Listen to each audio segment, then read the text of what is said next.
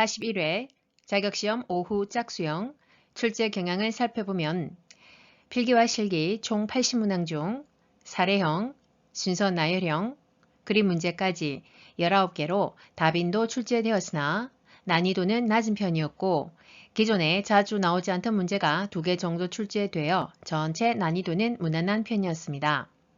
지금부터 41회 유황보호사 자격시험 오후 짝수형 1교시 필기 35문항 문제풀이 출발! 문제 1번.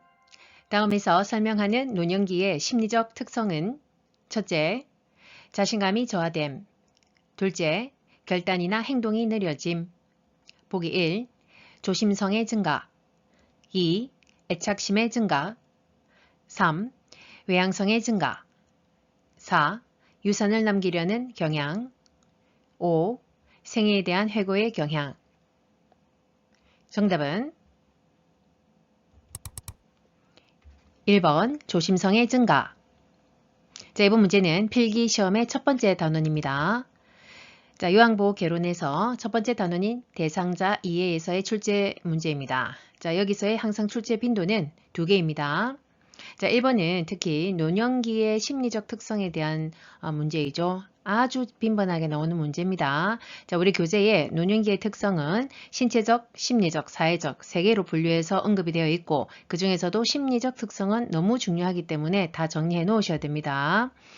자, 그래서 이 문제에서의 지금 보기에 나와 있는 내용은 조심성에 대한 심리적 특성입니다. 그러면 추가적으로 또 매사에 신중하다. 이 또한 조심성의 내용이다 보시면 되고요. 이번에 애착심이 증가가 또 되죠. 자, 이것은 일단 친근한 사물에 대한 애착심이 또 증가한다라고 되어 있죠. 3번 외향성의 증가가 아니라 우리 교재에는 심리적 특성 중에 내향성의 증가가 있죠. 자, 즉 사회활동의 감소와 어떤 내향적 성격이 좀 증가한다 이렇게 보면 됩니다. 4번 유산을 남기려는 경향도 있다고 했죠. 자, 흔적을 후세에 남기려고 하는 경향이 있고 가치 있는 삶에 대해서 인정받고자 하는 경향이 있습니다. 5번 생애에 대한 회고의 경향도 있다고 나와 있죠. 자, 이것은 자아 통합을 가능하게 하고 그 다음에 다가오는 죽음을 평온한 마음으로 맞을 수 있게 된다라는 내용입니다. 문제 2번. 건강한 노화를 위한 방법으로 적절한 것은 보기 1. 자녀에게 의존하는 생활을 한다. 2. 사회적 관계망을 점차 좁힌다. 3. 수직적인 부부관계를 유지한다. 4. 지역 자원봉사 활동에 참여한다. 5. 만성질환을 민간요법으로 관리한다. 정답은 4번 지역 자원봉사 활동에 참여한다. 자, 이번 문제는 건강한 노화 방법에 대한 질문입니다. 자, 이 문제도 자주 언급됩니다. 답은 4번이고, 자, 지역사회에 그 자원봉사활동에 적극 참여해야 된다고 했죠. 적극적 생산적 사회활동을 통해서 자신감을 향상시키기 위한 것입니다. 자, 1번 자녀에게 의존하는 생활은 당연히 부적절하다, 그죠? 자, 가족과 친구와의 어떤 그 접촉은 계속 기회는 느리되 적극적인 애정 표현과 적극적인 소통은 필요하다라고 했습니다. 2번 사회적 관계망을 점차 좁힌다가 아니겠죠? 적극적인 사회관계를 유지해야 됩니다. 그래야 우울증이나 또 치매 예방이 된다고 했죠. 3번 수직적인 부부관계를 유지한다. 아니겠죠. 수직적인 것이 아니라 상호 보완적이어야 되고 그리고 동반자로서의 역할을 유지해야 됩니다. 5번 만성질환을 민간요법으로 관리하면 부적절하겠습니다. 자, 그래서 나이가 드셔서는 활동에 맞는 영양분이 섭취돼야 되고 그리고 적절한 그 운동 자, 제일 중요한 거는 영양, 그 다음에 운동, 그리고 늘 만성질환이나 급성질환이 발생할 수 있기 때문에 질병 유무 여부를 건강검진을 통해서 확인해야 되겠습니다. 문제 3번.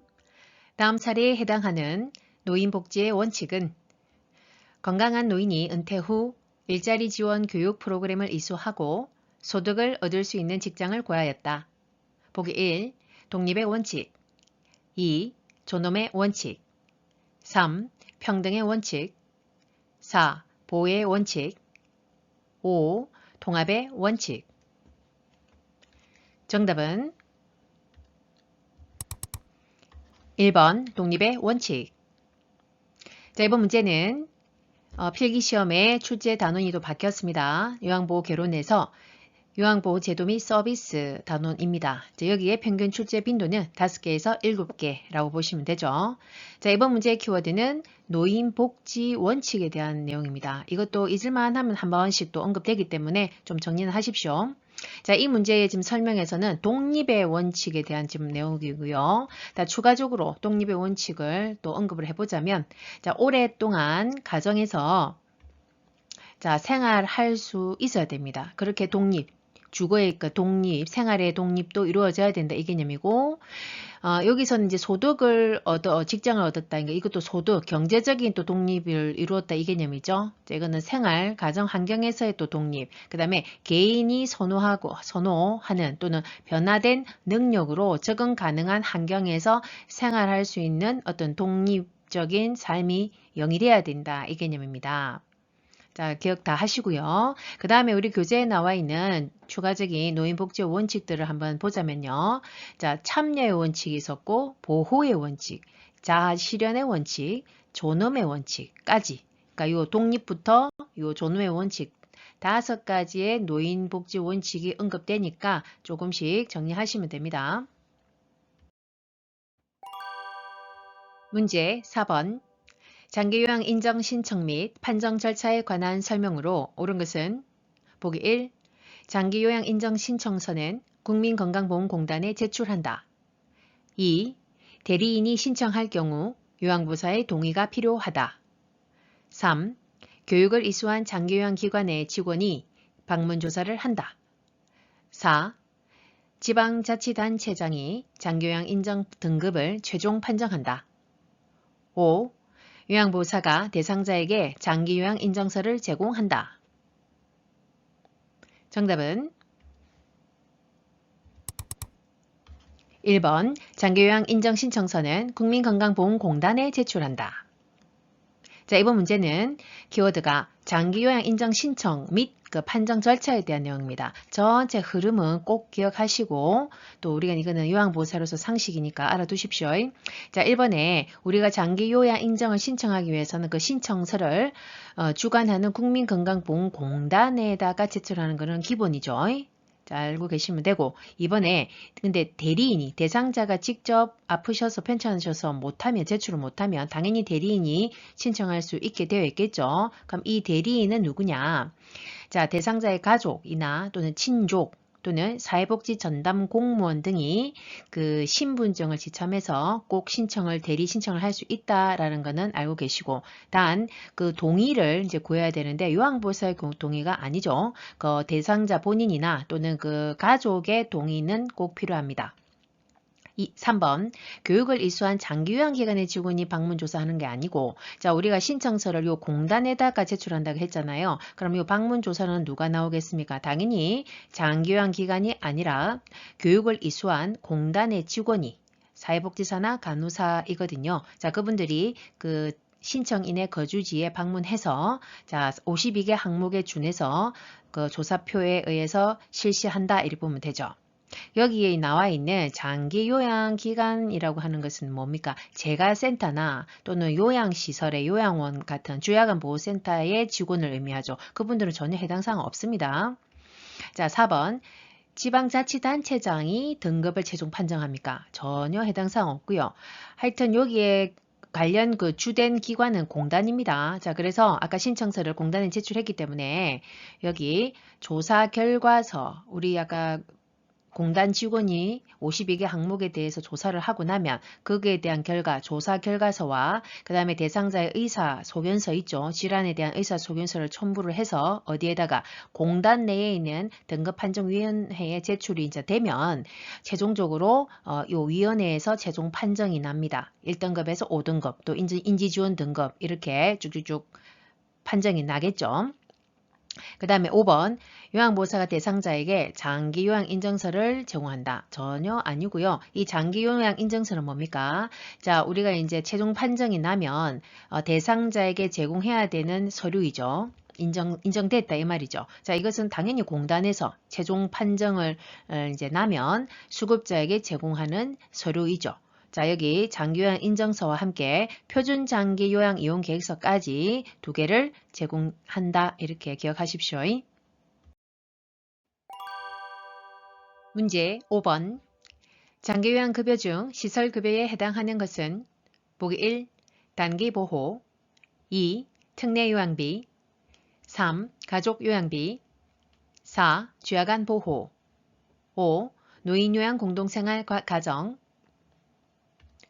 정답은 5번 노인요양 공동생활 가정. 자, 이번 문제는 장기요양급여 유형에 대한 문제입니다. 자, 그 중에서도 시설급여의 지금 유형을 물어보는 것이죠. 답은 5번이고요. 아주 중요한 기본이 되는 문제입니다. 자, 1번의 단기보호 같은 경우에는 재가급여에 해당이 되죠. 우리가 급여의 항목은 세 가지죠. 재가급여, 시설급여, 현금급여가 이렇게 특별현금급여가 이렇게 나누어지죠. 자, 그래서 1번의 단기보호와 그죠? 그 다음에 여기 4번의 주야간 보호는 재가급여에 해당이 된다 이렇게 보면 되고요. 자, 그러면 2번에 나와 있는 특례요양비 되어 있죠. 특별현금급여에 이건 해당이 됩니다. 자, 특례요양비는 장기요양기관으로 지정되어 있지 않은 그냥 일반 뭐 노인요양시설에서 장기요양급여에 준하는 서비스를 받은 경우에 뭐 이렇게 특례요양비를 지급한다라고는 되어 있습니다. 자, 그 다음에 가족요양비는 알고 계시죠? 자주 나오죠, 이거는. 이것 또한 특별현금급여이죠. 자, 그래서 이것은 도서벽지 같은데 장기요양 기간이 현저히 부족한 경우에 요양보호사가 올 수 없는 지역들이 있죠. 자, 그런 경우에는 가족이 대신해서 재가급여에 준하는 방문 요양 서비스에 준하는 서비스를 제공했을 때 자, 월 한 15만 원까지 이렇게 되어 있죠. 지급이 된다라는 게 있습니다. 그 다음에 이제 교재에 나와 있는 우리가 그 장기요양 급여 유형을 한 번 더 언급해 보면요. 아주 중요합니다. 재가급여가 있고 시설급여가 있고 아까 특별현금급여가 있다고 했죠. 자, 재가급여는 방문 요양, 방문 목욕, 방문 간호, 주야간 보호, 단기 보호, 그 다음에 기타 재가급여를 해서 복지용구까지를 우리가 재가급여입니다. 라고 하고요. 자, 시설급여는 아까 여기 나와 있었던 요양공동생활가정, 그룹홈이라고 하는 거, 9인까지는 우리가 여기 그룹홈이라고 하고요. 그 다음에 10인부터서는 우리가 요양원이라고 하죠. 요양시설. 자, 이런 시설이 시설급여에 해당이 된다. 이렇게 꼭 정리하십시오. 문제 6번. 요양보호 서비스의 제공 원칙으로 옳은 것은 보기 1. 업무 효율을 위해 권위적인 태도를 유지한다. 2. 응급 상황 시 우선순위에 따라 의료행위를 한다. 3. 대상자의 잔존 능력을 고려하여 서비스를 제공한다. 4.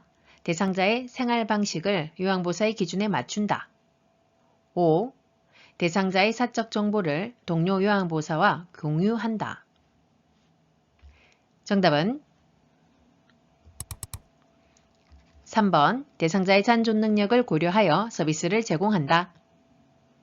자, 이번 문제는 서비스의 제공 원칙에 대한 문제입니다. 아주 기본입니다. 자, 3번이죠. 대상자의 잔존 능력을 고려하여 가장 질 높은 서비스를 제공하는 것입니다.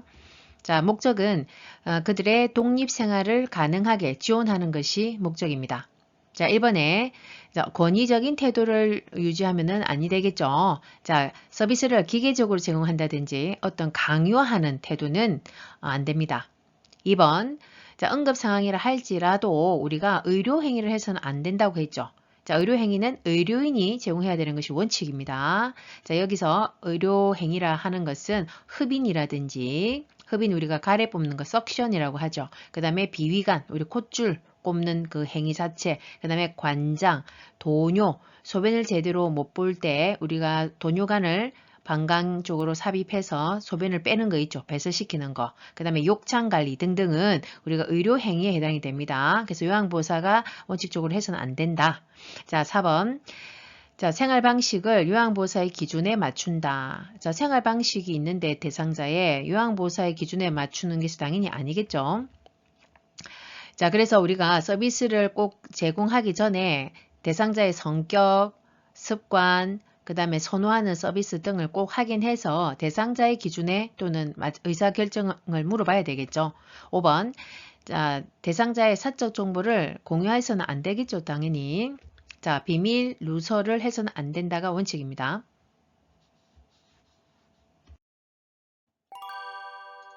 문제 7번. 다음에서 설명하는 노인장기요양보험 표준 서비스 유형은 첫째, 강공서에 동행한다. 둘째, 대상자의 공과금 납부를 대행한다. 보기 1. 정서지원 서비스 2. 일상생활 지원 서비스 3. 개인활동 지원 서비스 4. 신체활동 지원 서비스 5. 기능회복 훈련 서비스. 정답은 3번 개인활동 지원 서비스. 자, 이번 문제는 표준 서비스의 분류를 물어보는 것이죠. 자, 그 중에서도 개인활동 지원 서비스에 대한 내용이었습니다. 자, 여기에는 동행하는 서비스가 있고 개인 업무를 대행하는 서비스가 있죠. 동행과 어떤 대행하는 서비스를 합니다. 자, 우리 교재에 나와 있는 그 요양 서비스 분류를 한 번 더 보겠습니다. 아주 중요합니다. 이 또한 아주 중요한 문제입니다. 자, 그래서 여기 지금 문제처럼 개인활동 지원 서비스에 있었죠. 어떤 외출 시의 동행이라든지 일상 업무를 대행하는 것들이 다 해당이 되고요. 또 아주 중요한 거가 요 4개가 잘 나오죠. 자, 신체활동 지원 서비스는 말 그대로 대상자의 신체에다가 우리가 어떤 지원해주는 모든 서비스라 생각하시면 되죠. 자, 세면 도움부터 뭐 식사 돕기, 그 다음에 개인 위생과 관련한 모든 것들 있죠. 옷 갈아입기까지, 그리고 체위 변경. 이동이 불편할 때는 이동 도움까지, 화장실, 배설 돕기까지 다 이렇게 신체에 적용하는 것입니다. 그 다음에 일상생활 지원은 청소, 밥, 빨래, 그러니까 치사, 청소, 주변 정돈, 세탁, 여기 다 해당이 됩니다. 그 다음에 정서 지원 서비스가 있었죠. 그러니까 의사소통과 관련한 모든 것이라 보면 돼요. 그래서 말벗, 격려, 위로, 생활 상담, 그 다음에 의사소통을 도와주는 대피를 한다든지, 책을 읽어드린다든지, 어떤 문자판, 어떤 도구를 활용하는 것, 모든 것들이 정서 지원 서비스다. 그리고 방문 목욕도 따로 있고요, 서비스가. 그리고 기능회복 훈련 서비스라든지 치매 관리 지원 서비스, 응급상이 있을 때의 응급 서비스. 자, 이런 것들도 다 분류에 적용이 되니까 정리하시면 됩니다. 문제 8번. 노인학대 유형 중 정서적 학대에 해당하는 것은 보기 1. 유언장의 내용을 변조한다. 2. 친척과의 연락을 차단한다. 3. 약물을 강제로 복용하게 한다. 4. 노동에 대한 임금을 지급하지 않는다. 5. 생존에 필요한 생활비 지급을 중단한다. 정답은 2번 친척과의 연락을 차단한다. 자, 이번 문제부터서는요. 아주 중요하죠. 필기시험의 세 번째 단원 요양보호 개론에서 인권과 직업윤리에 대한 파트입니다. 여기에 출제 빈도는 10개로 아주 많습니다. 그래서 필기시험에서 아주 중요한 단원이라고 보시면 되죠. 자, 이 문제의 키워드는 노인 학대 유형이죠. 그 중에서도 정서적 학대를 물어보는 것입니다. 자, 답은 2번이죠. 자, 그러면 친척과의 연락을 차단한다. 뿐만이 아니라 자, 교재에 나와 있는 내용을 한번 살펴보면요.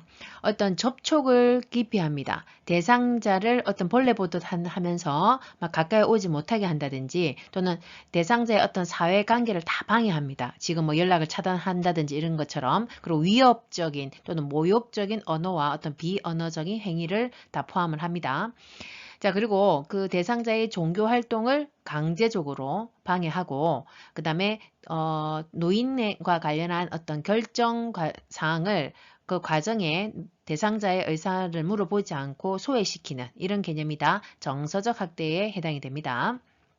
그 다음에 1번에 유언장의 내용을 변조한다. 이것은 경제적 학대에 해당이 되겠죠. 본인이 상속을 받기 위해서 강제적으로 이렇게 하는 거죠. 행위를. 그 다음에 3번 약물을 강제로 복용하게 하는 것은 대상자의 신체에 악영향을 미치겠죠. 그래서 신체적 학대에 해당이 됩니다. 그 다음에 4번 노동에 대한 임금을 지급하지 않는다 하는 것은 경제적 학대겠죠. 그 다음에 5번 생존에 필요한 생활비를 지급하는 것을 중단한다.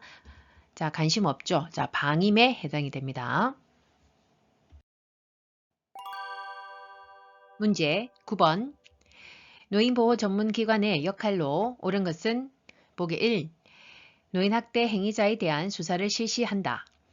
2. 노인학대 피해 노인에게 장기 숙식을 제공한다. 3. 노인학대 피해 노인을 위한 성년후견자를 지정한다. 4. 노인학대 판정을 위한 의학적 진단을 제공한다. 5. 노인학대 행위자에 대한 상담 및 재발 방지 교육을 한다. 정답은 5번 노인학대 행위자에 대한 상담 및 재발 방지 교육을 한다. 자, 이번 문제는 노인학대 예방기관에 대한 문제입니다. 자, 그 중에서도 노인보호 전문기관의 역할을 물어보는 것이고요. 자, 5번이죠. 자, 그래서 노인 학대와 관련한 전반적인 절차에 대해서 관여하는 곳입니다. 이 보호 전문기관이.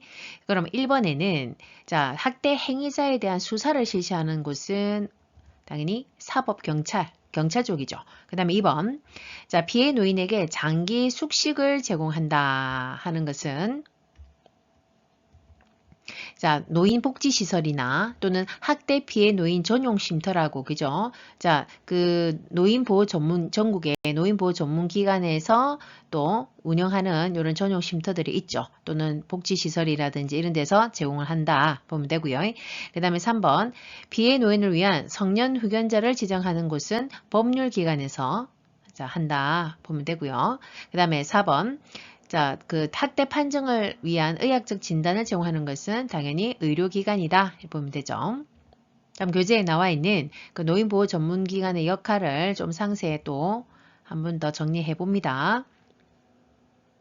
자, 노인 학대 사례의 신고 접수를 하는 곳이고, 그 다음에 신고된 시설에서 만약에 학대가 이루어졌다면 신고된 시설의 학대 사례에 확인하는 것에 개입을 합니다.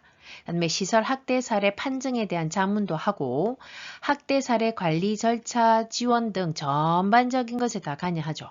그 다음에 학대 예방 사업, 노인 인식 개선 교육. 이것이 학대구나를 알게끔 하는 거죠. 노인에게도 교육을 해야 됩니다. 그 다음에 노인 자살 예방 교육, 노인 권리 보호 사업까지 전반적인 것을 다 한다라고 보시면 되죠. 문제 10번. 대상자가 요양보호사에게 성희롱을 할 때 대처 방법은 보기 1. 반응하지 않고 계획된 업무를 수행한다. 2. 대상자의 행동에 대해 가족에게 항의한다. 3. 감정적으로 대응한 후 해당 장소를 떠난다. 4. 거부 의사를 표현하고 시설장에게 보고한다. 5. 요양보호 업무를 중단하고 다른 일을 알아본다. 정답은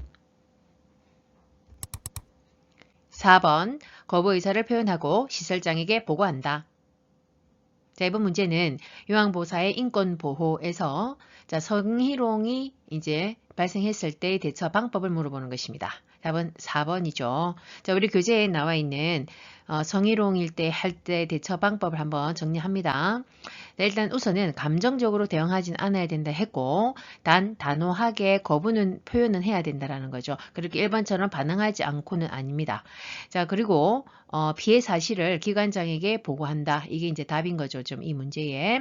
자, 그 다음에 기관장의 입장에서의 대처 방법은 자, 이 사항을 가족에게 사정을 전달하고 시정사항을 요구해야 됩니다. 그러니까 요양보호사가 개인적으로 가족에게 전달하는 것보다는 그 기관 차원에서 가족에게 전달하는 것이 좋습니다.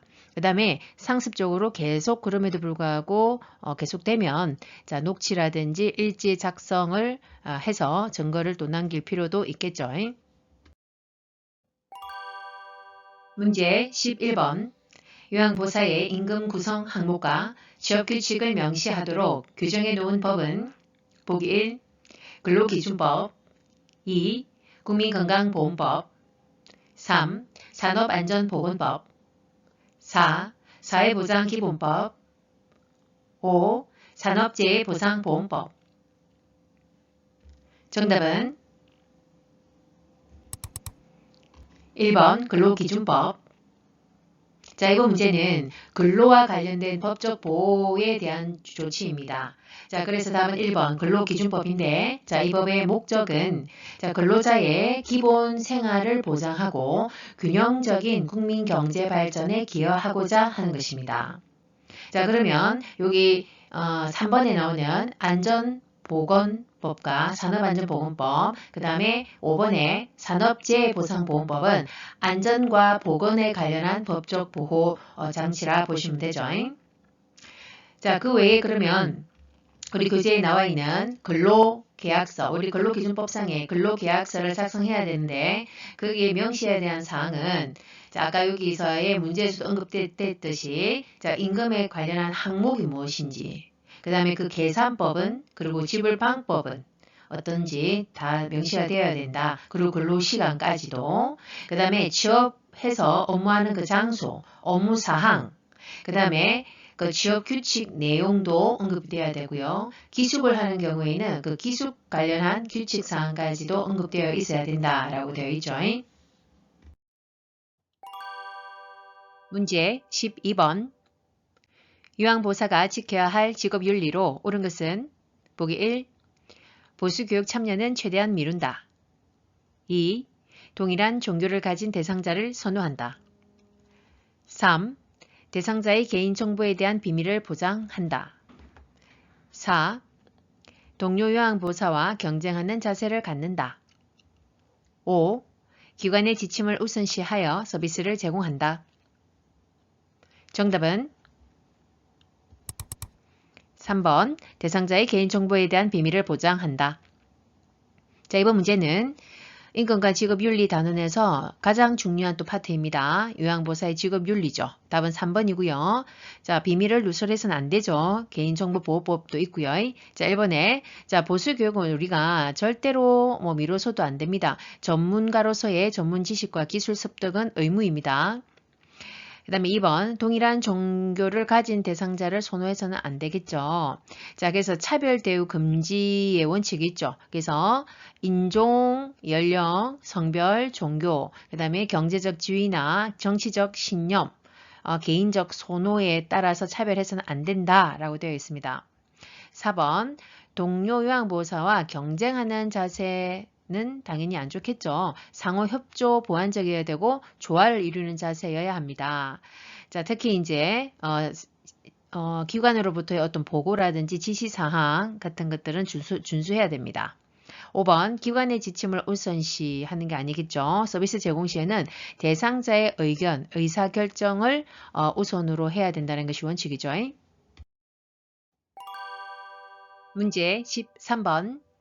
요양보호사가 직업윤리 원칙을 준수한 사례는 보기 1. 존칭을 생략하며 친밀감을 표현하였다. 2. 대상자로부터 서비스에 대해 물질적 보상을 받았다. 3. 대상자에게 자신의 힘든 상황을 하소연하였다. 4.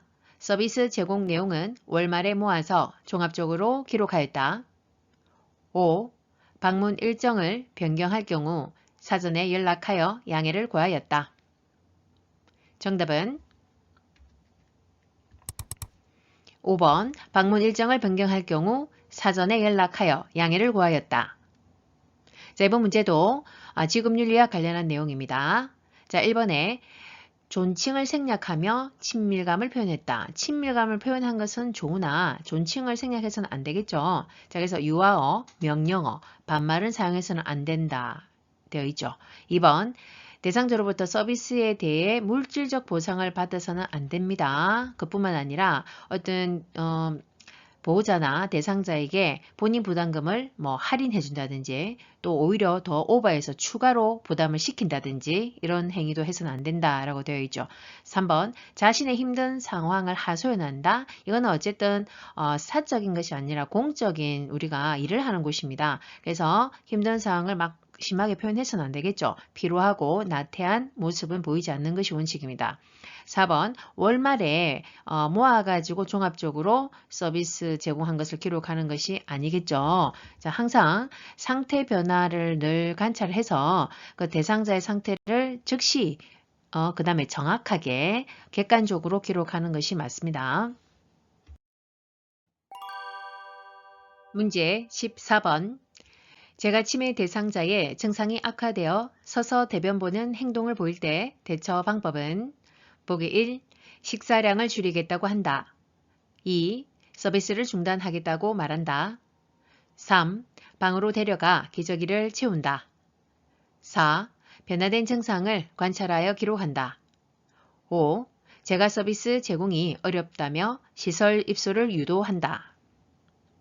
정답은 4번 변화된 증상을 관찰하여 기록한다. 자, 이번 문제는 지금 윤리에서도 우리가 변화된 대상자의 증상을 보았을 때 우리가 즉시 기록하고 그 다음에 보고까지 이어지는 것이 좋죠. 자, 그 다음에 3번처럼 무조건 기저귀를 채우는 것은 최선의 방법이 아니라고 했습니다. 지금 대상자가 그냥 서서 대변을 보는 거지 와상 상태로 누워서 화장실을 사용할 수 없고는 아니거든요. 자, 그래서 기저귀를 채우게 되면 우리가 대상자의 잔존 능력이 떨어지는 거기 때문에 절대로 우선으로 해서는 안 된다라고 보시면 되죠. 그리고 5번처럼 시술 입수를 우리가 임의로 결정해서 유도해서도 안 되고 항상 어르신들에게는 시술보다는 그래서 재가에서의 환경을 끝까지 그래도 유지시켜 드리는 것이 치매 특히 어르신들한테는 친밀한 환경을 유지시키는 것이 좋습니다. 문제 15번. 다음 상황에서 요양보호사의 대처 방법은 상황. 대상자의 상태가 호전되었다는 이유로 대상자의 가족이 본인 일부 부담금의 할인을 요청하였다. 보기 1. 불법 행위이므로 할 수 없다고 한다. 2. 시설장과 상의한 후 알려주겠다고 한다. 3. 할인해주고 그만큼 서비스 시간을 줄인다. 4. 할인 대신 가족을 위한 서비스를 제공해준다고 한다. 5. 나중에 본인 일부 부담금의 일정액을 돌려준다고 한다. 정답은 1번 불법 행위이므로 할 수 없다고 한다. 자, 이번 문제도 지금 윤리에서 아주 기본이 되는 문제이죠. 자, 본인 일부 부담금을 할인해 주거나 오히려 추가로 부담을 시키는 것은 다 불법이라고 했습니다. 문제 16번. 수근관 증후군에 관한 설명으로 옳은 것은 보기 1. 밤에 통증이 완화된다. 2. 손을 털면 저림과 통증이 완화될 수 있다. 3. 팔을 들어 올릴 때 어깨에 저림 감각이 있다. 4. 손바닥을 서로 맞대면 팔꿈치에 통증이 있다. 5. 새끼손가락에 통증이 있다. 정답은 2번 손을 털면 저림과 통증이 완화될 수 있다. 자, 이번 문제는 근골격계 질환 예방에서도 수근관 증후군에 대한 설명입니다. 답은 2번이죠. 자, 손을 좀 털면은 통증이 일시적으로 좀 완화된다라고 되어 있죠. 1번 밤에 통증이 완화되지 않고 오히려 악화되겠죠. 자, 낮 동안 아무래도 사용하기 때문에 영향을 미칩니다. 3번 팔을 들어 올릴 때 어깨의 저림감. 자, 이거는 수근관하고는 해당 사항이 없고요. 자, 그래서 수근관 증후군은 손목을 손바닥 방향으로 굽힐 때 더 악화된다라고 되어 있죠. 그래서 우리가 팔렌 테스트라 해가지고 1분 동안 이렇게 팔렌 테스트라 해갖고 손등과 손등이 이렇게 맞대어가지고 손목을 꺾여 있는 상태에서 굽힌 상태에서 이렇게 해보죠. 자, 근데 1분 이상 못하죠. 이렇게. 수근관 증후군 있으신 분들은. 그래서 손 감각의 이상, 그 다음에 저림감, 그 다음에 통증과 근력 약화까지 증상이 나타날 수 있습니다. 자, 4번에는 손바닥을 서로 맞대어 팔꿈치에 통증이 있다. 이거는 지금 수근관하고 전혀 해당 사항이 없고요. 우리가 수근관 같은 경우에는 그 통증이나 이 증상이 나타나는 위치가 엄지손가락의 반쪽과 그리고 그 다음 두 번째, 세 번째, 네 번째의 손가락 그리고 그것이 이제 포함되는 손바닥까지 이런 감각의 둔함과 뭐 통증 이런 것들이 나타난다는 거죠. 자, 이 의미는 우리가 정중신경이 지나는 그 부위라고 보시면 되죠. 그래서 5번처럼 새끼손가락이 아니라 요 부위에 증상이 나타난다 이렇게 보면 됩니다. 문제 17번. 감염 예방을 위한 요양보호사의 자기관리 방법으로 옳은 것은 보기 1. 예방적으로 항생제를 복용한다. 2.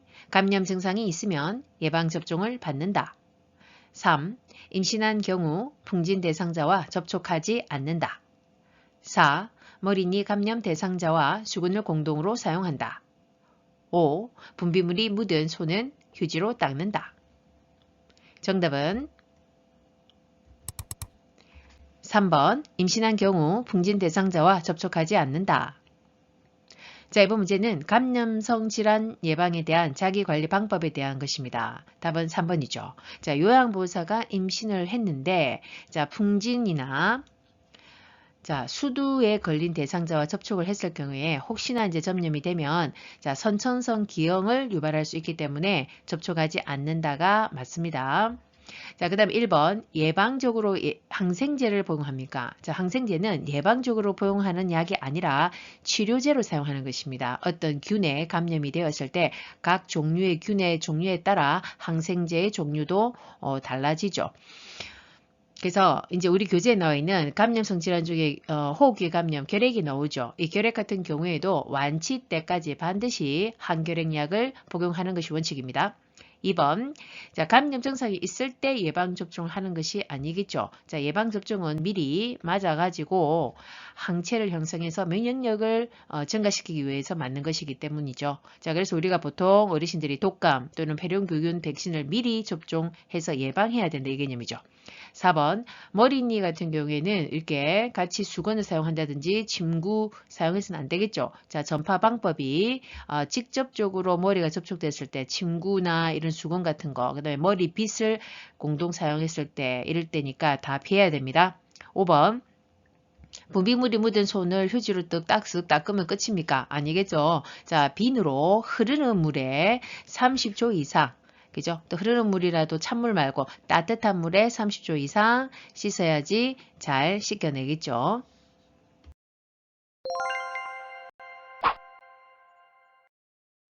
어여님들도 열심히 따라와 주이소.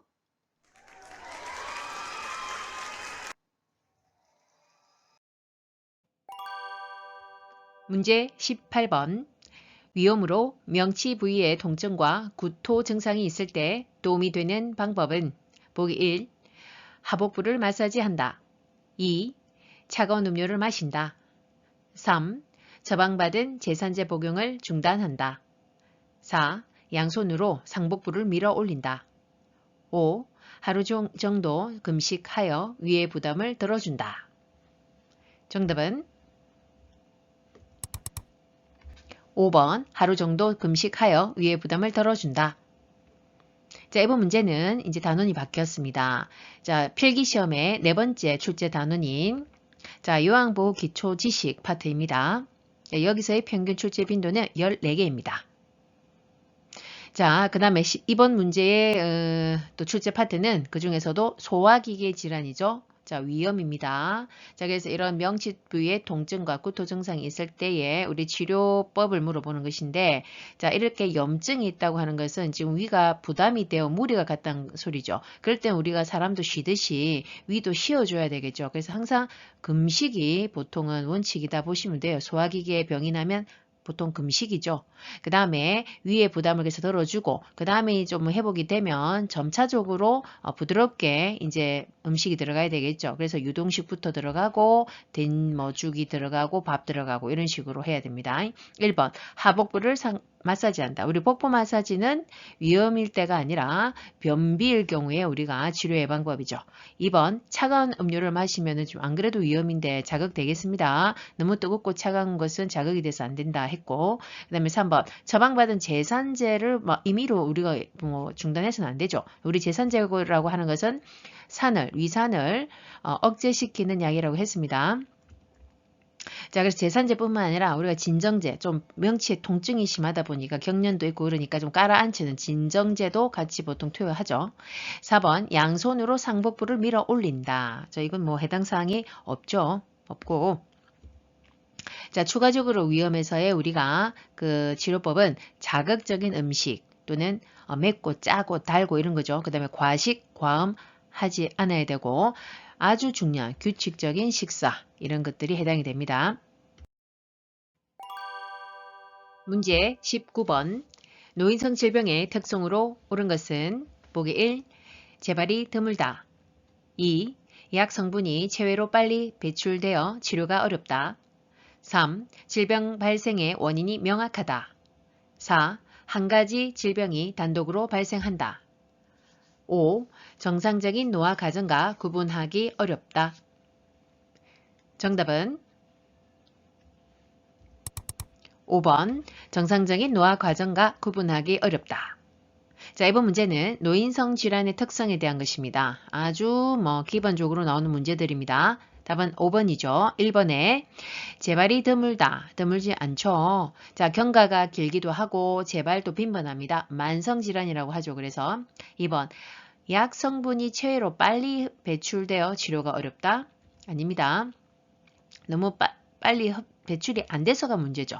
자, 그 요인은 나이가 들면서 노화로 신장의 배설 능력이 저하되면서 약물이 체내에 오래 남아서 중독의 가능성이 높아집니다. 자, 그래서 부작용이 더 많아지죠. 자, 3번 질병 발생의 원인이 명확하지 않습니다. 자, 불명확한 만성 퇴행성 질환이 더 많습니다.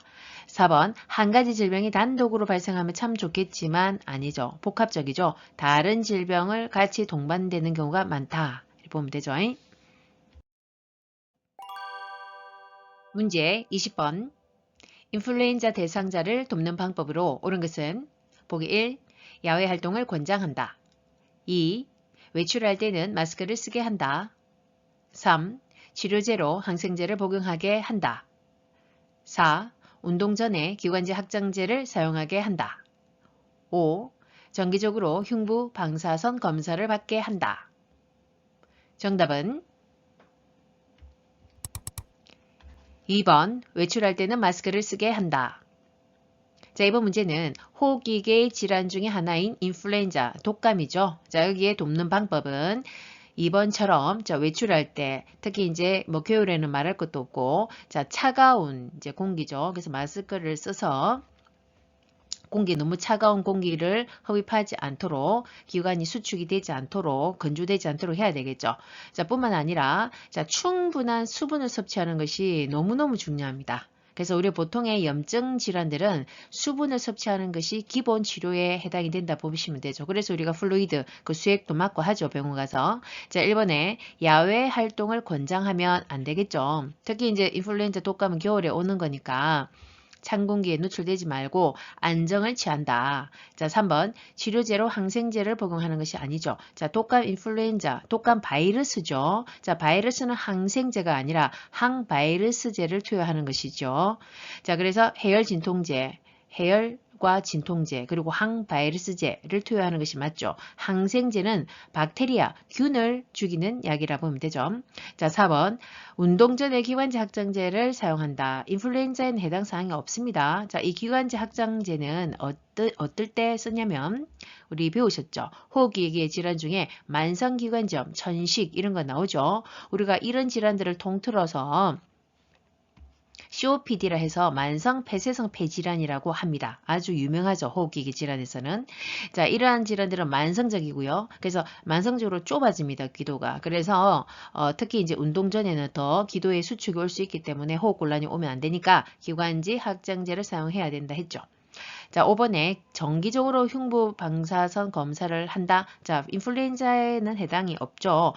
정기적으로 보통 우리 흉부 방사선 검사 예방적으로 하는 것이 우리가 결핵 검사 할 때 흉부 엑스레이를 한 번씩 찍죠.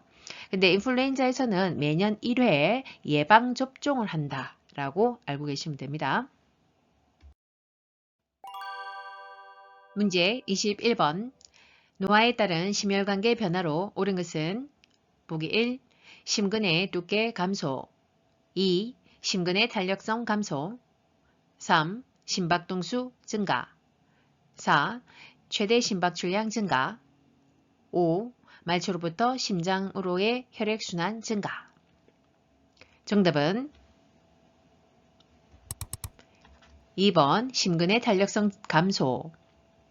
자, 이번 문제는 심혈관계의 노화에 따른 변화입니다. 자, 각 시스템별로 노화에 따른 변화는 다 언급이 되어 있는데 자주 나오는 것들이니까 알아두셔야 되죠. 자, 1번에 심장의 탄력성은 감소하다 보니까 짜주는 힘이 약해집니다. 그래서 결국 심박출량이 감소되고요. 자, 1번에 심근의 두께는 유일하게 감소가 아니라 자, 근육은 증가합니다. 그러니까 힘은 짜주는 힘은 작은데 심장의 두께만 그러니까 비효율적으로 두꺼워진다 보면 됩니다. 저항력을 평생에 계속 받다 보니까 심장의 근육은 좀 커진다. 그래서 심장비대, 고혈압이 있으신 분은 특히나 심비대가 더 오죠. 자, 3번 심박동수가 증가한다. 전반적으로 노화에 따라서는 심박동수 1분에 몇 회, 60에서 80회 이렇게 뛰어야 되는데 그게 조금씩은 감소한다. 그래서 전체 혈액순환량은 또 감소되겠죠. 4번 최대 심박출량이 1, 2, 3 이런 증상이 있다 보니 결국은 최대 심박출량도 어찌된다? 감소되게 돼 있죠. 자, 그 다음에 5번 말초에서 정맥에서 돌아오는 심장으로 돌아오는 혈액순환량 또한 많을 리가 없죠. 감소됩니다. 그래서 이래저래 이런 여러 가지 이유 때문에 자, 우리 몸의 혈액순환량이 나이가 들면 줄어든다 이렇게 보시면 되죠. 추가적으로 나와 있는 거 보면 말초 혈관의 저항력이 또 증가됩니다. 이것은 우리가 혈관을 평생 쓰다 보니까 굳어지고 좁아지고 뭐 이렇게 되다 보니까 말초의 혈관이 저항력이 증가하면 심장이 짜줄라 하면 더 힘이 가해지죠. 그러다 보니 혈압이 상승되고 또 심장의 근육도 좀 더 증가되고 이렇게 된다고 보시면 되죠. 문제 22번. 절박성 요실금이 있는 대상자를 돕는 방법으로 옳은 것은 보기 1. 낮에는 기저귀를 채워준다. 2. 골반 근육 강화 운동을 하게 한다. 3. 웃음요법 프로그램에 참여하게 한다. 4. 식이섬유가 적은 음식을 제공한다. 5. 따뜻한 커피를 자주 마시게 한다. 정답은 2번 골반 근육 강화 운동을 하게 한다. 자, 이 문제는 비뇨기계 질환 중에 절박성 요실금에 대한 돕기 방법입니다. 답은 2번이죠. 케겔 운동이라고 하죠. 자, 이 운동을 평소에 꾸준히 해야 됩니다. 1번에 1번을 하기 전에 절박성 요실금은 우리가 소변을 보고 싶다 느끼자마자 바로 내 의지와 상관없이 나오는 것을 우리가 절박성이라고 얘기를 하죠. 자, 그래서 1번에 낮에는 기저귀를 채운다. 자, 그렇다고 해서 무조건 우리가 기저귀를 바로 채우는 것은 최선의 방법이 아니라고 했습니다. 항상 기저귀는 최후의 방법이죠. 자, 그래서 약물의 요법이라든지 또 수술 치료를 병행하는 것이 좋다고 했고 3번 웃음요법 프로그램에 참여한다. 자, 참여가 아니죠. 자, 웃음과 그 다음에 여기 줄넘기 같은 운동을 막 뛸 때는 우리가 복압이 상승해서 복압성 요실금의 요인이기도 했습니다. 그러니까 이런 것들은 좀 절제하는 것이 좋죠. 자, 4번 식이섬유가 적은 음식을 제공한다. 자, 우리가 식이섬유는 많이 드셔야 됩니다. 충분히. 왜냐면 이 변비가 또한 우리 복압성 요실금의 요인이기도 했습니다. 자, 그래서 고섬유 식이를 먹는 것이 도움이 되죠. 5번 따뜻한 커피를 자주 마시게 한다. 자, 커피는 이뇨작용이 있다고 알고 계시죠? 그래서 안 그래도 수분을 충분히 마시지 않는 데다가 커피까지 자주 마시면 이뇨가 돼서 탈수가 초래되겠죠. 그러면 요로 감염이 잘 올 수 있습니다. 특히 우리가 나이가 드신 분들은 더. 그래서 충분히 섭취를 하는데 물을 섭취를 해라 이 말이죠. 그 다음에 방광 기능을 그래서 유지함으로써 요로 감염을 감소시킨다. 자, 그래서 요로 감염으로 인한 요실금이 여성분들은 특히 많다고 했으니까 주의하셔야 됩니다. 문제 23번. 대상자의 비타민 D 생성에 도움이 되는 방법은 보기 1. 금연한다. 2. 햇볕을 쬐인다. 3. 칼슘을 섭취한다. 4. 염분 섭취를 줄인다. 5. 체중 부하 운동을 한다. 정답은 2번 햇볕을 쬐인다. 자, 이번 문제는 근골격계의 질환 중에 골다공증에 나오는 내용입니다. 자, 답은 2번이죠.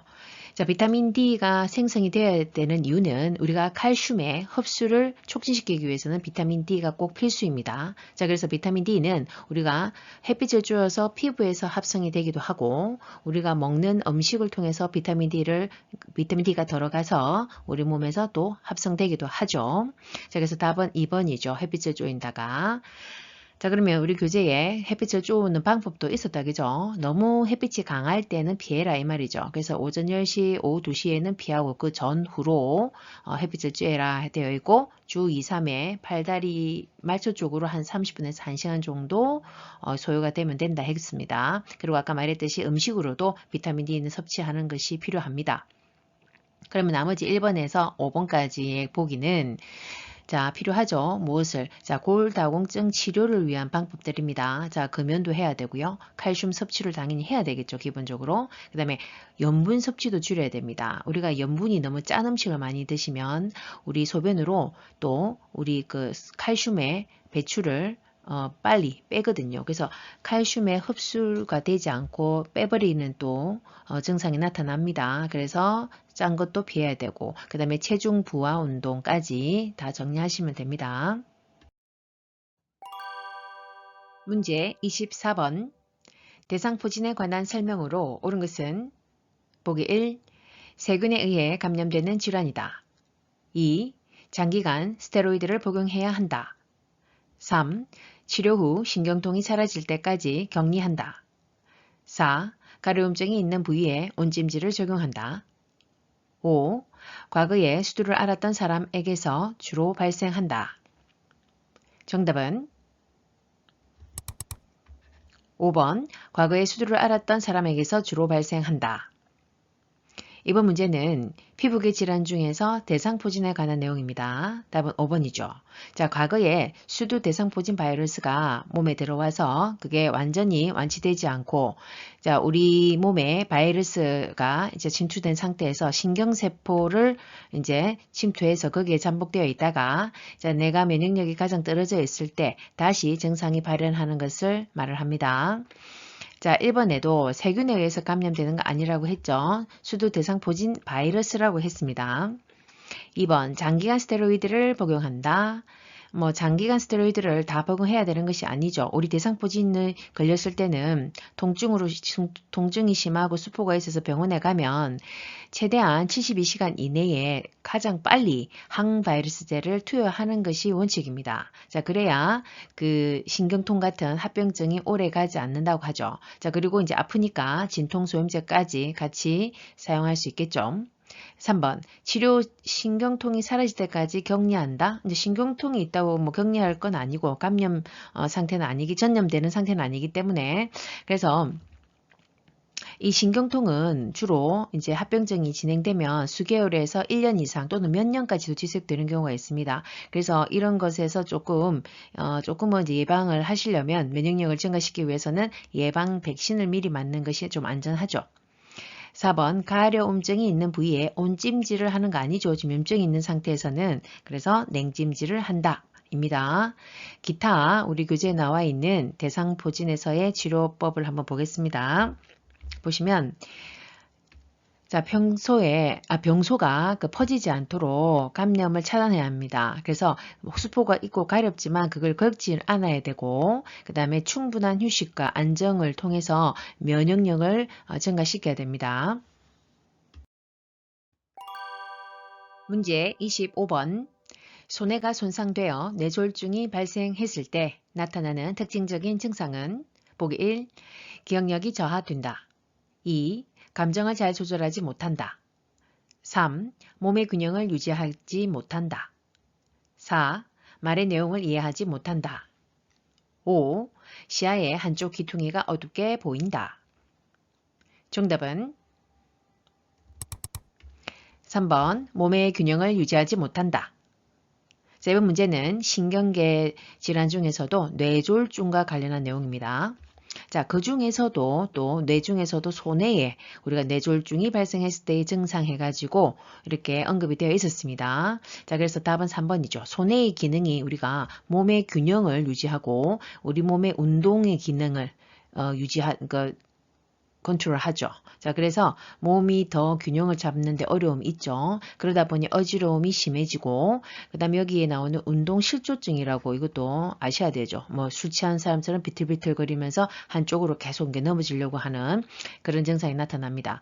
자, 거기다가 어쨌든 뇌 쪽에 자극이 되면서 뇌압 상승으로 인해 오심구토 중추를 자극을 하면서 오심과 그러니까 메스꺼움과 구토 증상도 같이 동반된다 이렇게 보시면 되죠. 자, 1번에 기억력이 저하된다. 이거는 꼭 소뇌에 한정돼서 뇌졸중이 발생했을 때가 아니라 전반적인 뇌에 어디든지 뇌졸중이 발생했을 때 자, 기억력이 저하된다라고 하죠. 그래서 우리가 뇌졸중으로 인한 치매를 혈관성 치매라고 했습니다. 자, 그것의 인지장애의 한 증상이 기억력의 저하다라고 보면 되죠. 2번 감정도 잘 조절 못한다고 했죠. 감정의 변화가 심하다 했습니다. 이거는 이제 치매와 파킨슨 질환의 증상에 다 해당이 되죠. 4번 말의 내용을 이해하지 못한다. 이거는 교재에 나와 있죠. 특히 이제 뇌졸중이 어디에 좌측 뇌에 발생했을 때 좌측 뇌는 언어 중추가 또 있다 보니까 언어 장애가 더 심하다 했죠. 그래서 실어증, 그러니까 말을 이해하지도 못하고 또 뿐더러 또 구음을 말을 발성을 하지 못하는 그런 실어증이 다 올 수도 있죠. 5번 시야의 한쪽 귀퉁이가 어둡게 보인다. 또 시야에도 문제가 온다 했습니다. 자, 그래서 거기에다가 뭐 복시도 오면서 시력장애가 동반될 수 있습니다. 그러니까 시신경이 지나가는 쪽으로 뇌졸중이 왔을 때는 이런 증상이 나타나겠죠. 문제 26번 안압 상승으로 시야가 좁아지며 안구 통증과 시력 상실이 나타날 수 있는 질병은 보기 1. 녹내장 2. 백내장 3. 각막염 4. 결막염 5. 황반변성 정답은 1번 녹내장. 자, 이번 문제는 이제 감각기계의 질환으로 넘어왔고요. 자, 우리 문제에 안압 상승하면 우리는 무조건 기억하셔야 되죠. 녹내장을. 그죠? 그래서 안압 상승이 되면서 자, 뒤에 망막에 연결되어 있는 시신경을 눌러서 최종적으로 통증이 심하면서 결국 실명까지도 초래될 수 있는 아주 무서운 병이다 했습니다. 그래서 항상 정기검진이 필요하다라는 질환입니다.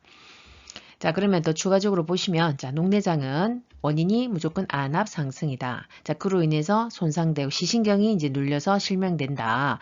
자, 그래서 특징이 통증이 있는 게 특징입니다. 그리고 시력 저하를 넘어서서 나중에 실명까지 온다고 했고, 그리고 시야가 좁아지는 것이 증상이고요. 그리고 이제 시신경도 결국은 다 우리가 뇌신경에서 빠져나오는 거기 때문에 뇌와 연결이 되어 있습니다. 다. 그래서 두통과 자, 구역질 그죠? 우리가 구토 중추를 눌리면서 그러니까 안압이 상승되면서 결국은 뇌압도 결국 같이 상승되어서 이런 두통과 구역질이 나타날 수 있다. 이렇게 보면 됩니다.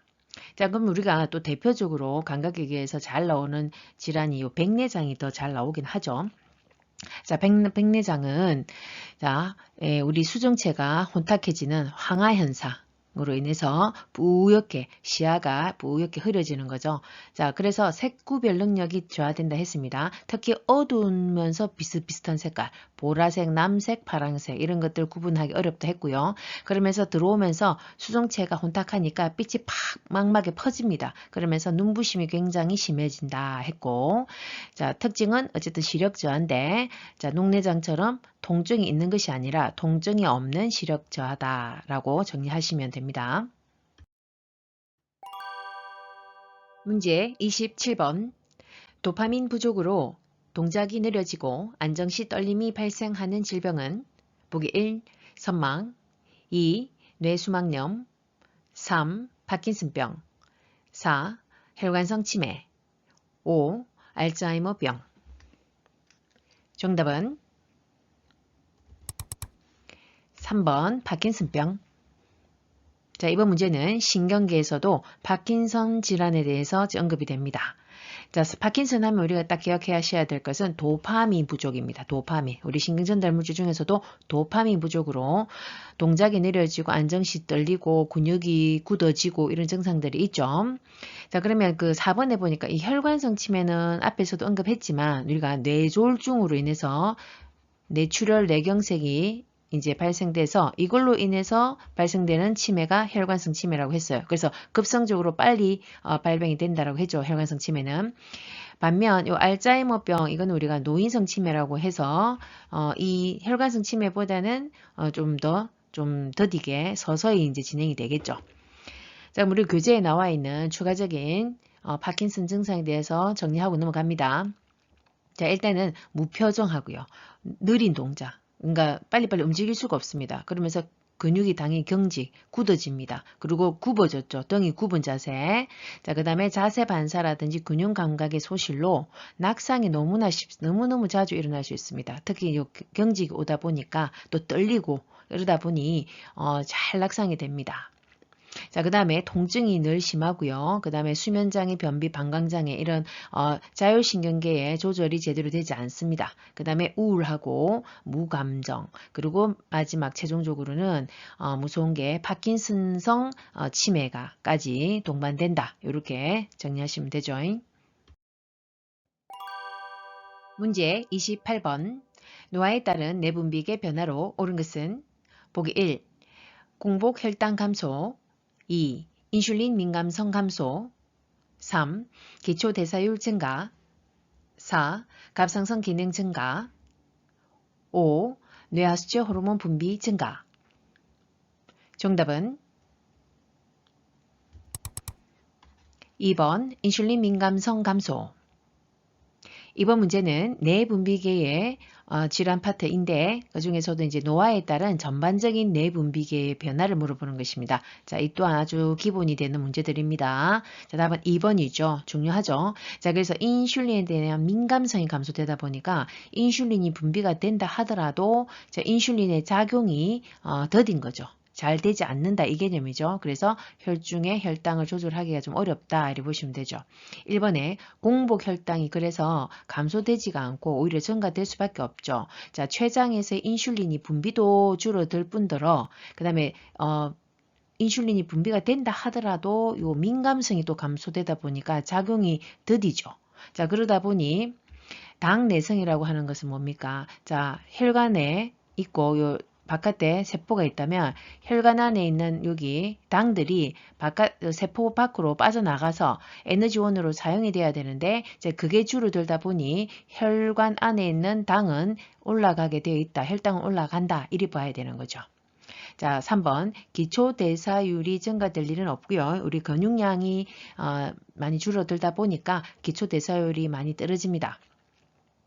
자, 4번 갑상선 기능의 증가가 아니라 감소죠. 자, 갑상선 자체의 크기도 좀 줄고 자, 거기서 갑상선 호르몬의 분비량도 그래서 준다. 이렇게 보면 되죠.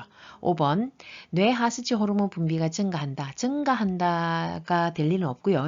자, 근데 뇌하수체는 뇌에 있는 뇌하수체에서의 그 나오는 분비 호르몬들인데 자, 뇌하수체 쪽과 그다음에 그 신장 위에 조그만하게 되어 있는 그 부신이라고 하는 아주 중요한 부분이 있거든요. 자, 요 두 부분은 그 크게 변화는 없다라고 보면 되죠. 그럼 좀 더 큰 변화가 있는 곳이 어디냐면 지금 췌장에서 인슐린 호르몬이 많이 감소되고 그 다음에 우리 갑상선 호르몬이 좀 더 크게 감소되고 여성 호르몬이 좀 많이 감소된다라고 되어 있죠. 문제 29번 수분 섭취 제한이 필요한 대상자는 보기 1. 폐렴 대상자 2. 당뇨병 대상자 3. 방광염 대상자 4. 신부전 대상자 5. 기관지염 대상자 정답은 4번 신부전 대상자. 자, 이번 문제는 건강증진 및 질병예방 파트입니다. 그 중에서도 첫 번째 영양관리 부분인데 자, 여기서 간간히 또 나오는 게 있죠. 수분 섭취를 제한해야 되는 질환과 그 다음에 권장해야 되는 질환 두 가지가 나옵니다. 그래서 요 제한해야 되는 질환의 대표적인 게 요 신부전 질환과 신장 있죠. 신부전 대상자입니다. 나머지 이 1번에서 5번의 염증과 관련한 질환들은 대부분 수분을 충분히 공급해서 빨리 염증기를 빼줘야 되죠. 당뇨 환자는 다음 당뇨 다식이 대표적인 증상이죠. 당이 올라가 있으니까 혈관에 그거를 희석시키고 조절을 해야 되다 보니까 이제 물이 계속 먹힌다 이렇게 보면 됩니다. 자, 교재에 나와 있는 그래서 내용을 한 번 더 정리하면요. 자, 수분 섭취를 제한해야 되는 대표적인 게 심부전과 신부전입니다. 이거는 개념을 알고 계시죠? 자, 심장이 수축이 제대로 되지 않는 개념이죠. 그러면 온몸을 돌고 온 피가 들어오기도 어렵고 또 결국은 짜서 나가기도 어려워. 그래서 모든 혈액순환이 줄어들고 그로 인해서 또 결국은 신장으로 가는 혈액순환도 줄어들겠죠. 그러면 제대로 된 소변을 충분히 빼질 못하겠죠. 결국은 소변을 못 뺀다는 소리는 내 몸에 물을 빼질 못하는 거거든요. 그걸 균형을 맞춰야 되는데 그럼 결국 다시 그 물들이 정체된 물이 심장을 또 부담을 줍니다. 자, 그래서 혈압이 또 올라가고 이리 되는 거거든요. 그래서 어쨌든 신부전은 대표적인 거고요. 제한해야 되는 간경화도 마찬가지입니다. 우리 온몸을 돌고 온 그 정맥피들이 간을 지나는 그 혈관 큰 정맥 혈관을 따라서 어디로 들어옵니까? 심장으로 들어와야 되거든요. 근데 이 간이 굳어져 있다 보니까 온몸을 돌고 온 요 피들이 간이 굳다 보니까 이걸 못 지나가는 거죠. 그래서 결국은 심장으로 들어오는 피들이 결국 역류가 돼가지고 온몸에 말초에 또는 복부에 다 정체되어 있습니다. 그래서 몸이 띵띵 붓고 복수가 차 있는 것도 보셨죠? 그죠? 간경화 분들. 자, 그래서 절대로 제한해야 되는 부분이다. 그리고 뭐 부신도 마찬가지고 갑상선 기능 저하증도 마찬가지입니다. 자, 혈액순환이 안 된다는 개념이고 이것도 수분 조절이 안 된다는 개념이고요. 자, 수분 섭취를 권장해야 되는 질환들은 그냥 다 염증 질환들은 대부분 다 해당이 되고요. 그리고 당뇨도 아까 말씀드렸고 그 다음에 이제 협심증, 그러니까 혈관이 딱딱하고 굳어지고 이런 개념이죠. 그러니까 막혀가지고 그래서 그 혈관이 끈적끈적하면 안 되겠죠. 그 혈액이. 그래서 물을 충분히 공급이 돼야 된다. 혈류를 원활하게 해야 되겠죠. 그러니까 고혈압도 우리가 그 신부전이 있는 고혈압에서는 수분을 권장해서는 안 되고요. 제한해야 되고 그 혈관이 막힘으로써 말초 혈관이 저항이 가서 혈압이 올랐을 때는 이렇게 물을 또 권장해야 되는 이 개념입니다. 문제 30번. 노인의 약물 복용 방법으로 옳은 것은 보기 1. 증상이 좋아지면 처방약 복용을 중단한다. 2. 약 처방이 변경되면 변경된 처방약을 복용한다. 3. 약물 복용을 잊은 경우 2배 용량을 한꺼번에 복용한다. 4. 약물 부작용이 나타나도 처방대로 계속 복용한다. 5. 약이 없으면 증상이 비슷한 다른 사람의 약을 복용한다. 정답은 2번 약 처방이 변경되면 변경된 처방약을 복용한다.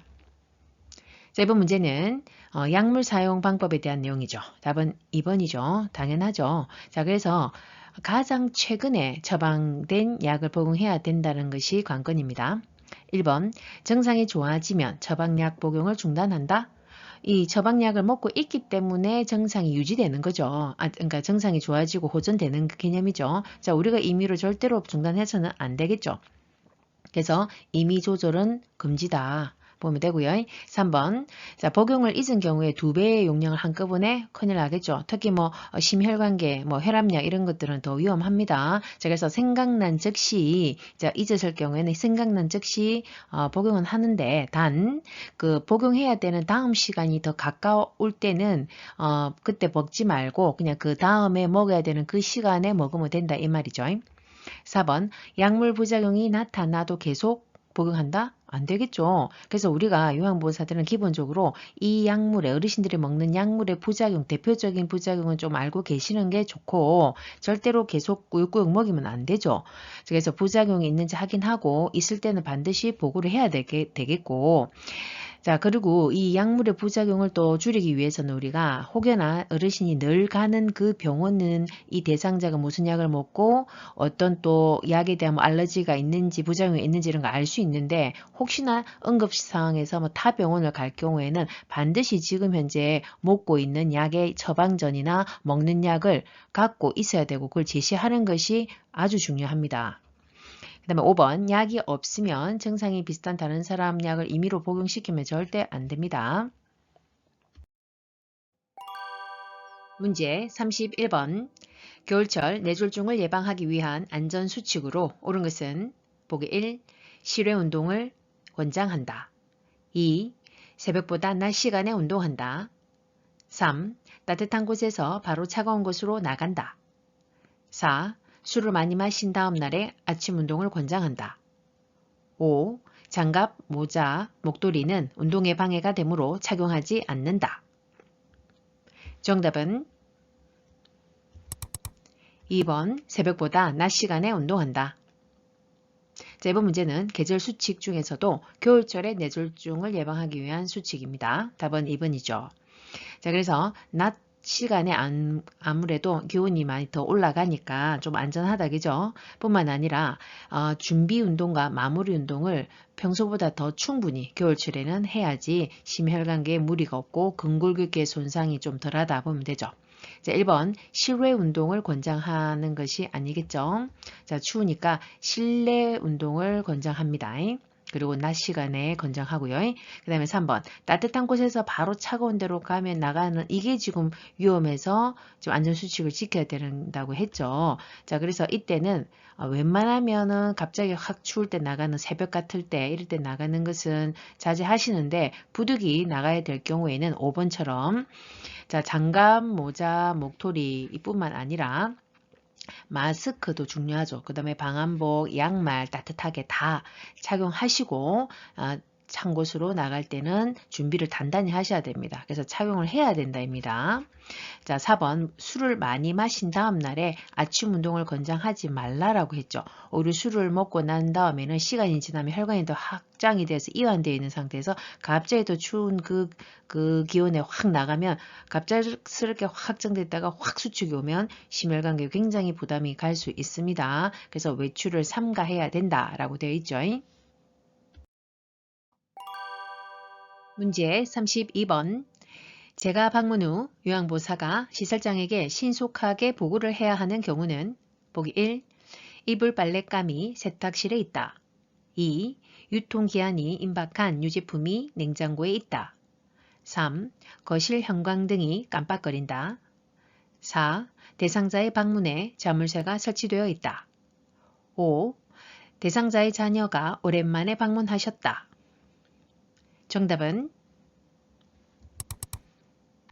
4번 대상자의 방문에 자물쇠가 설치되어 있다. 자, 이번 문제부터서는요. 자, 요양보호 강론에서 요양보호 기록 및 업무 보고 단원입니다. 자, 필기시험의 5번째로 출제되는 단원이죠. 여기에 항상 출제 빈도는 2개입니다.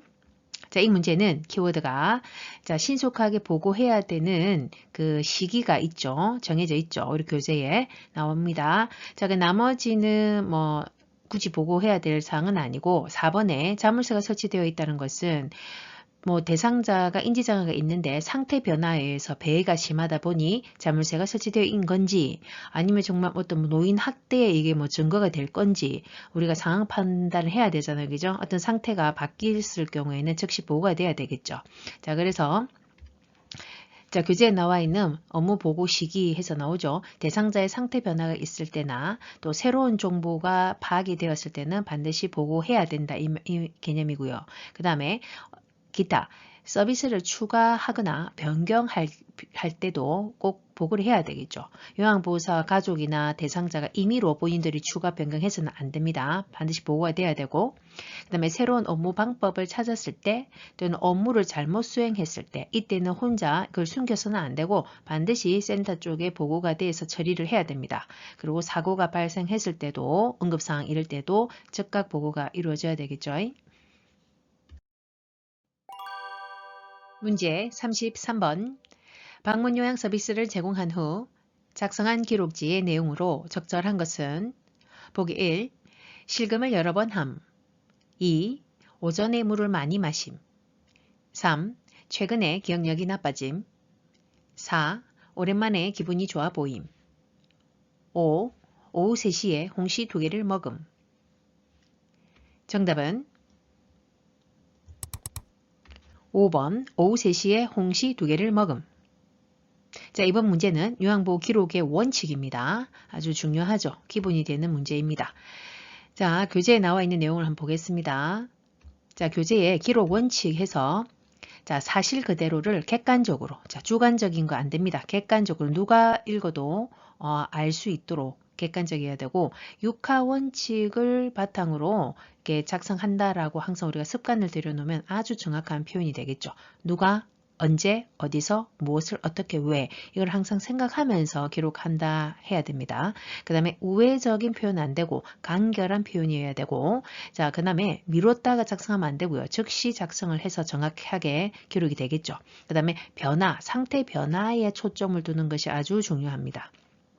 자, 이건 이 내용을 바탕으로 해서 자, 1번에 자, 실금을 여러 번 했다. 여러 번은 막연하죠. 아주 주관적인 표현이죠. 그래서 몇 회를 했는지, 소변 양은 얼마 정도였는지를 정확하게 기록하는 것이 맞고요. 자, 2번 오전에 물을 많이 마셨다. 이 많이도 모호한 표현입니다. 자, 몇 잔을 마셨는지, 아니면 몇 cc를 마셨는지.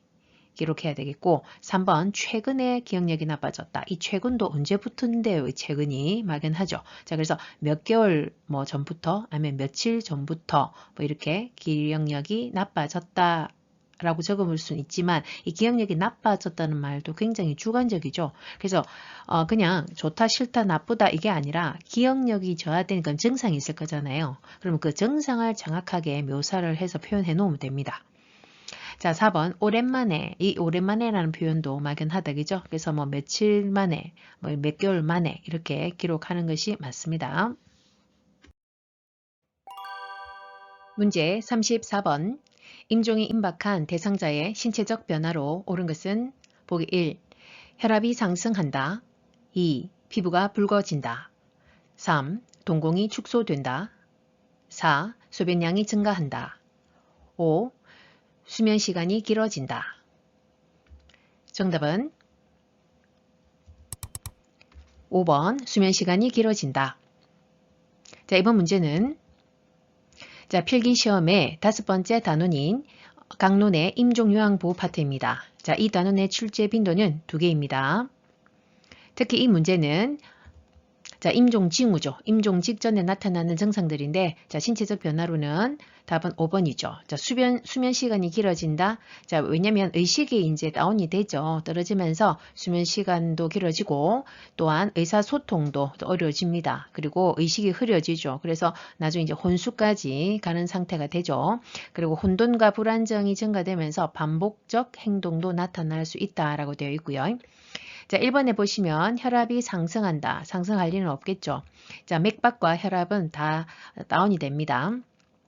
자, 그래서 혈액순환이 극도로 감소된다 보시면 되고요.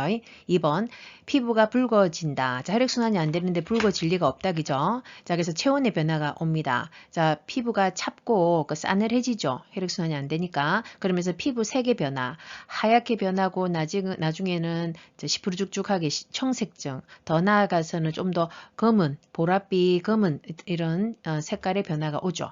자, 3번 동공이 축소된다. 자, 축소되지 않습니다. 자, 동공이 축소되고 확장되는 이것은 우리 시신경, 뇌에서 빠져나오는 시신경의 역할인데 자, 뇌의 기능이 떨어지면서 이 되강 반사라고 하거든요. 빛을 이렇게 펜라이트로 비쳤을 때 우리 동공은 빛이 많이 들어오니까 조절하기 위해서 자, 빛의 양을 조절하기 위해서 동공은 확 축소가 돼야 되거든요.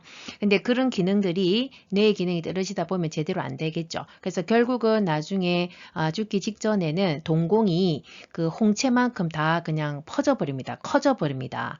자, 그런 개념이다 보시면 되고요. 자, 그래서 축소가 아니라 오히려 확대가 된다. 자, 4번에 소변량이 증가한다가 아니죠. 자, 혈액순환이 안 되는데 소변량이 나올 리가 없죠. 자, 그래서 혈액순환량도 줄어드는 데다가 또 수분 섭취량도 자, 의식이 혼탁해지면서 떨어지면서 자, 수변량도 감소되어 소변량은 줄어듭니다.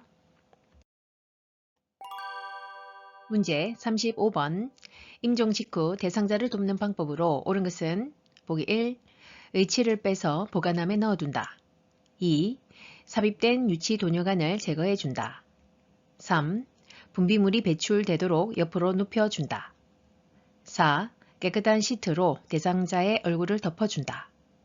5. 눈이 감기지 않으면 젖은 거즈를 눈 위에 올려준다. 정답은 5번 눈이 감기지 않으면 젖은 거즈를 눈 위에 올려준다.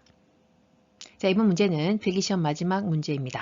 자, 임종 후의 요양보호 돕기 방법이죠. 자, 답은 5번이고요. 1번에 의치를 빼서 보관함에 넣어둔다. 자, 우리가 요양보호사가 임의로 의치를 빼서는 안 되죠. 자, 뺄지 말지 여부를 가족에게 확인하는 것이 더 정확하죠. 2번, 삽입된 유치도뇨관을 제거한다. 이 유치도뇨관을 삽입하고 제거하는 것은 의료행위이기 때문에 자, 요양보호사가 하는 것이 아니라 의료인에게 의뢰하면 되죠. 자, 3번 분비물이 배출되도록 옆으로 눕혀준다. 자, 옆으로 눕히는 것은 아니고요. 자, 분비물이 항문 관략근이나 이런 것들이 이완되고 하기 때문에 힘이 떨어지면서 근력이 떨어지면서 자, 분비물이 나올 수 있죠. 자, 그럴 때는 엉덩이 밑에 패드를 대어주면 됩니다. 그리고 즉시 이제 갈아주고 깨끗하게 해주면 되고요. 4번 깨끗한 시트로 대상자의 얼굴을 덮어준다. 자, 대상자 얼굴까지 덮어서는 안 된다고 했습니다. 자, 어깨까지만 이렇게 덮어주시고 가족이 마지막 이제 보내는 시간을 마무리할 수 있도록 그렇게 어깨까지만 덮어주는 것이 좋죠. 자, 기타 그 교재에 나와 있는 그 내용을 한 번 더 보겠습니다. 자, 임종 후 요양보호 추가로 보면은 사망 2시간에서 4시간 후부터 사후강직이 시작되기 때문에 그 사후강직이 시작되기 전에 자세를 바르게 하는 것이 좋고요. 그 다음에 베개로 어깨와 머리 밑에 대어줘서 그 어깨와 머리 부분을 올려줍니다. 자, 왜냐면 자, 혈액이 베개를 안 베어주면 혈액이 그쪽 머리 쪽으로 올려서 얼굴이 좀 시푸르죽죽하게 시커멓게 변할 수 있죠. 자, 그리고 입이 벌어지게 됩니다. 그래서 뭐 이런 것들을 방지하기 위해서는 올려주는 것이 좋죠. 그 다음에 조명은 차분하게 조절을 해주고 자, 가족들을 사적으로 대상자를 만날 시간, 그러니까 보내는 시간을 충분히 가질 수 있도록 해줘야 되겠죠. 이게 정서적 지원이죠. 그 다음에 대상자의 소유물을 모아두었다가 그 목록을 작성해서 보호자한테 전달하는 것까지 마무리하시면 됩니다. 앞으로 다양한 학습 내용을 통해 어연님들과 다시 만날 그 시간까지 우리 모두 두나미스 구독, 좋아요, 알림 꾹